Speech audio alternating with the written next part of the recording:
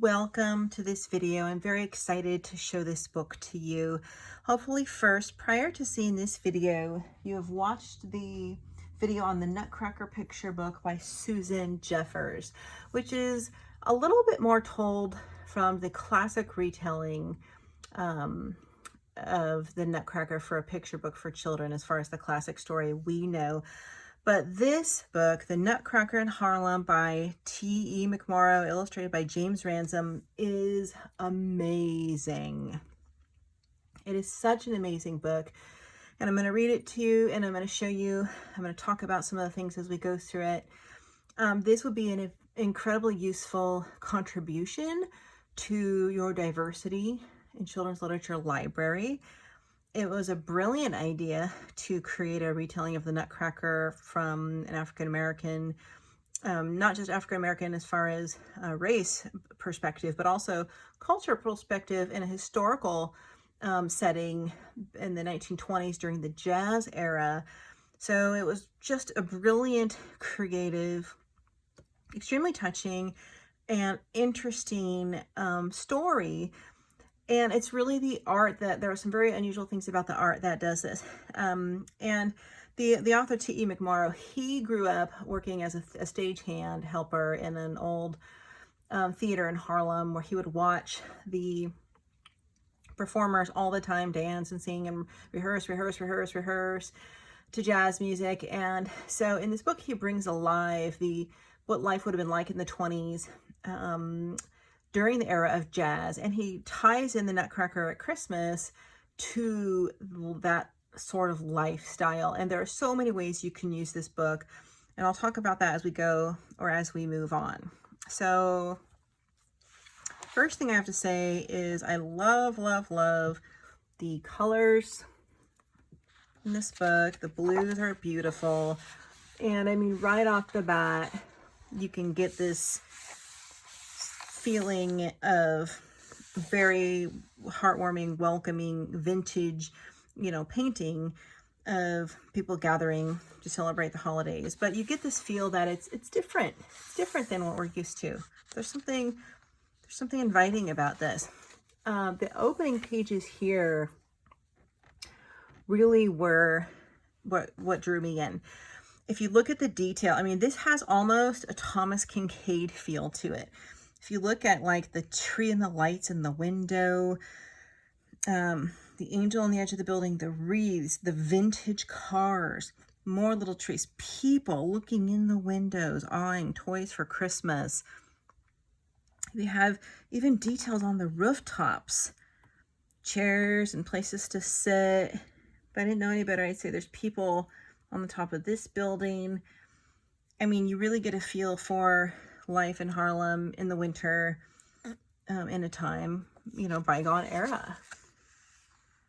It's just beautiful. Okay, so then we get right into the story.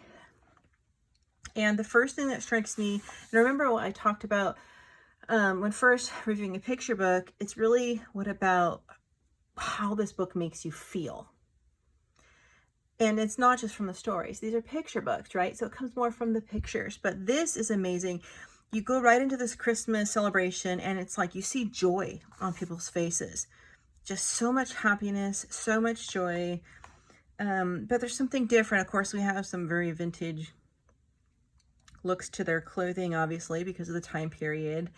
And you can tell that everybody's celebrating and the music is live, the culture is alive, people are crowding on in there. And of course, then we see, Marie, who's would have been like Clara and the Nutcracker, kind of watching from a distance, kind of separated, which stood out at me.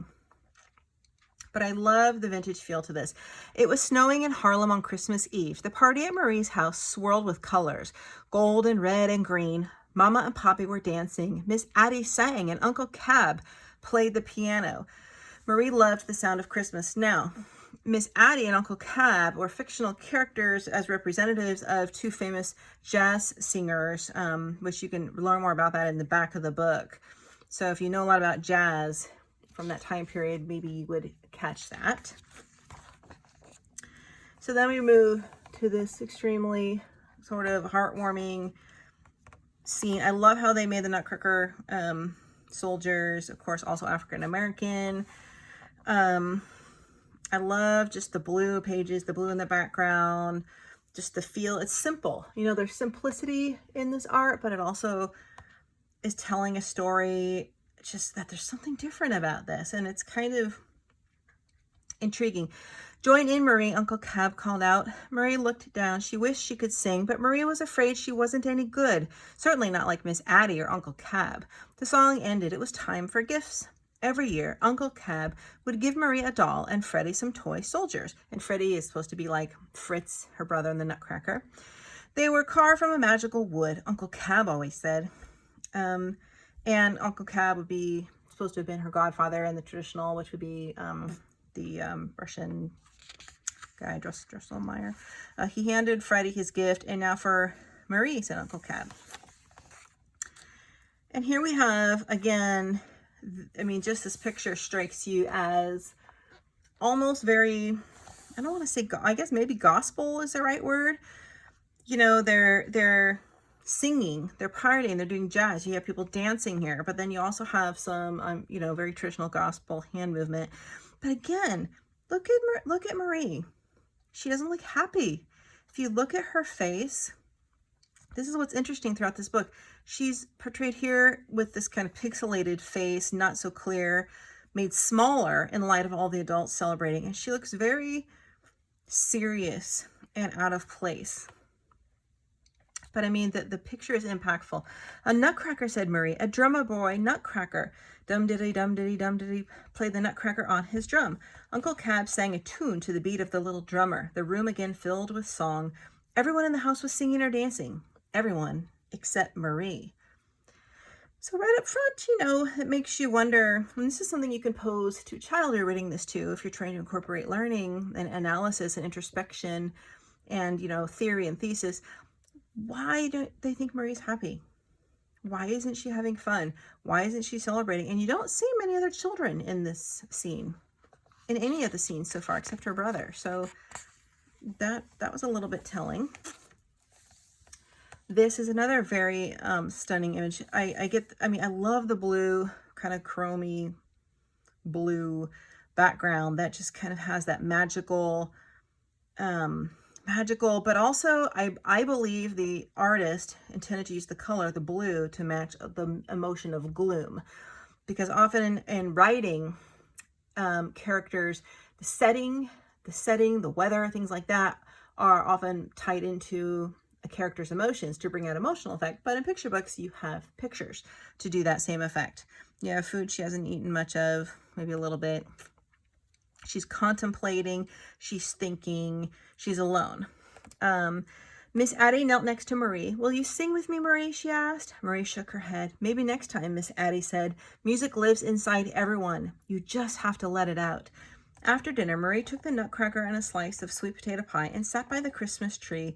The lights were soft and twinkling. She lay down, closed her eyes, and fell asleep. I love how they brought in sweet potato pie, something more traditional for that culture instead of, you know, like apple pie or something to that effect, cranberry pie, whatever people eat on Christmas. I eat chocolate all year round, so I can't really say. Chocolate pie works for me. I love this. Music lives in everyone. You just have to let it out. I thought that could be a quote that would be useful to use to pose this possibility in kind of a learning curriculum. Okay, this picture to me was the most significant to me in all of the book. I mean, first of all, you have her, the starkness of her skin with the pink and the blues is a brilliant color combination. Again, this is a simple scene. We have a girl, a tree, and a window. That's it. But it's impactful. If you look at the way she has her hands behind her back, like she's swaying wistfully, contemplating life, pondering possibilities, imagining something different for herself, gazing out at the moon, almost like wishing upon a star, right? And it's interesting, again, we have now the Nutcrackers are not African-American. Doesn't look like under the tree. I did notice that. I don't know if that was intentional from the artist or not, but I feel like she evolved in this story. She looked unhappy and young and kind of offset, and then she starts going through like an evolving process. something is changing inside of her is what I think the artist is portraying in these pictures. Maria opened her eyes. The house had gone silent. Outside it had stopped snowing. A full moon glowed in the sky, and the living room was filled with a ghostly white light, which is, of course, from the moon. And in my analysis, I would say that the moon is symbolic for imagination and possibility. Again, another very simple picture with a lot of meaning. A rustling sound came from the top of the tree, where Mama had hung her favorite ornaments, the glass birds. It was almost as if the blue glass bird was moving. It was. The bird fluttered its wings and began to sing. Then the gold bird joined in, and the red one, and the green one too. So again, the moon being symbolic for her imagining, dreaming, thinking about possibility. This almost feels like she entered into, she's still standing there, but her mind entered into a whole, imagining this whole other world coming alive in her mind, is what you can kind of foresee is happening here. And here we start getting the equivalent of Clara and Nutcracker getting into her dream. We have Marie getting into her imagination. As the birds sang, the Christmas tree began to grow. It grew bigger and bigger until it towered over Marie. The ornaments, the presents, the dolls, the soldiers grew too. Dum-dilly-dum-dum-dee-dum. The Nutcracker played his drum. The toy soldiers and dolls danced around the tree as the birds sang on. And again, it's like they're doing the traditional Nutcracker ballet, but I still feel like it's that kind of jazz swing style. Really interesting portrayal of Clara's dream. I just feel like, because we never saw Clara go, not Clara, Marie, I'm talking about Clara in the original Nutcracker. We never saw Marie go to sleep. So to me, this is more like her imagination. Crash, the music stopped. Candy canes, a voice squeaked. Marie turned. A mouse army, all in uniform, was marching toward the tree. A mouse general was leading them, his chest covered with shiny metals. Candy canes, he repeated. Marzipan and chocolate, charge! So that was kind of interesting. And again, they're still dancing, and it's like the mice, quote, soldiers, whatever there is to invade a child's happy thoughts, is coming in. But what's interesting is they're still dancing.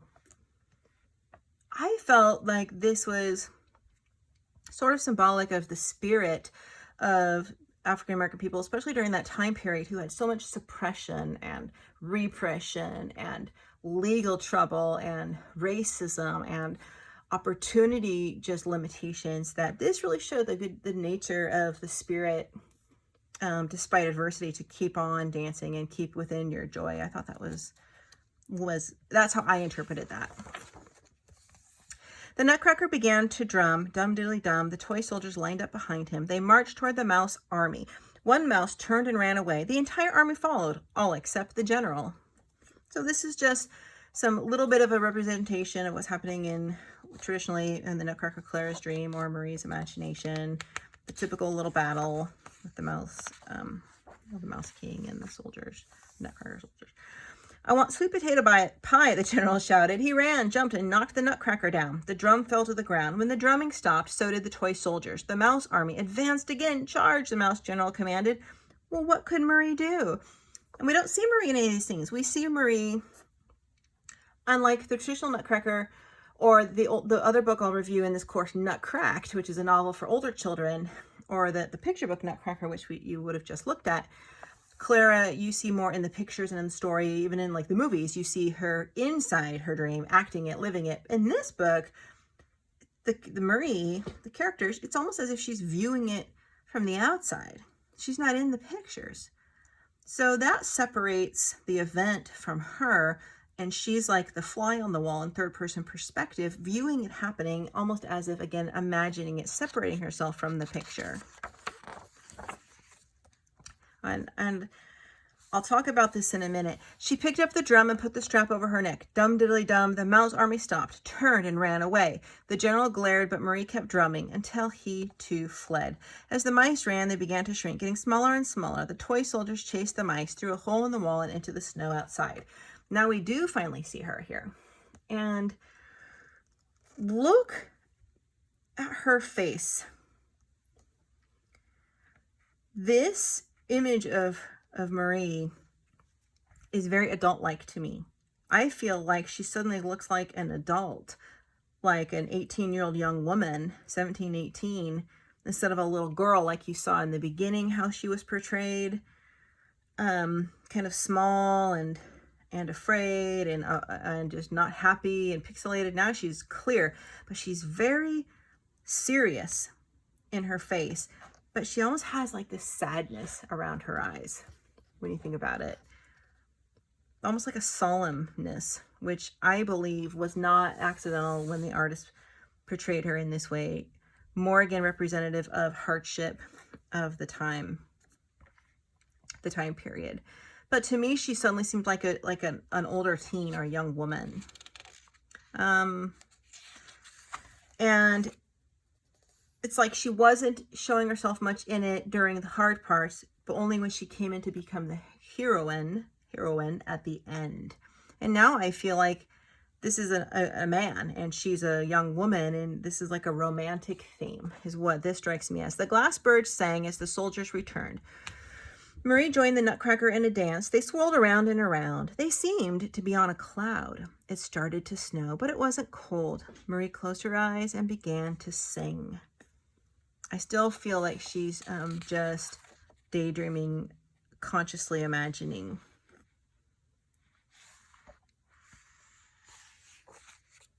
And here I feel like she looks like a child. I feel like she looks like a child again, but still with more of like adult featured face. It's really interesting. Small little girl body, only when you show her in a room with an adult, but her face is different and more matured. It's really interesting. Marie, she opened her eyes. It was morning. Did I miss Christmas? She asked. Of course not, darling, Mama said. Now suddenly she was asleep. The last we saw, she was standing up, daydreaming, looking at the moon when her adventure started. So you kind of wonder what happened in between, where that time lapse is, and they don't really explain that. So you can sort of, just like any kind of literature, you can hypothesize any way you'd like. Let's look at this again. And here she looks even different to me again.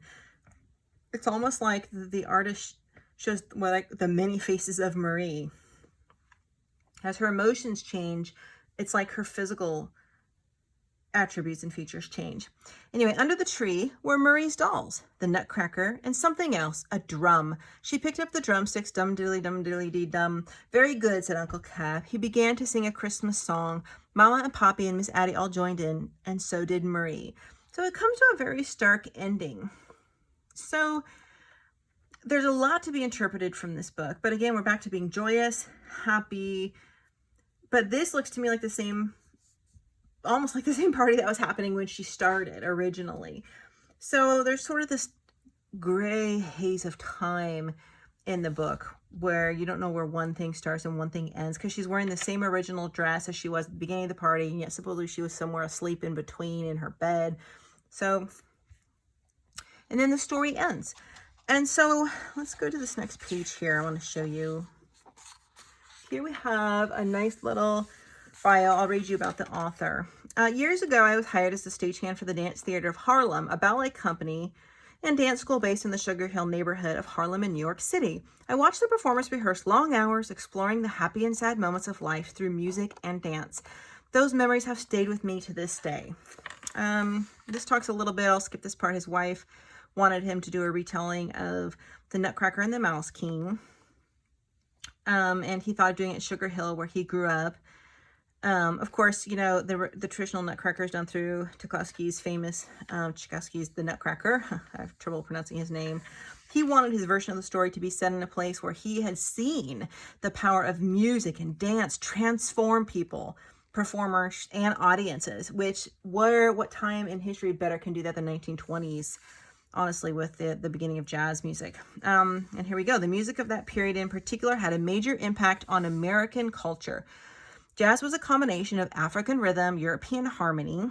It allowed musicians to find the story within the music, to express themselves freely in ways that hadn't been possible before.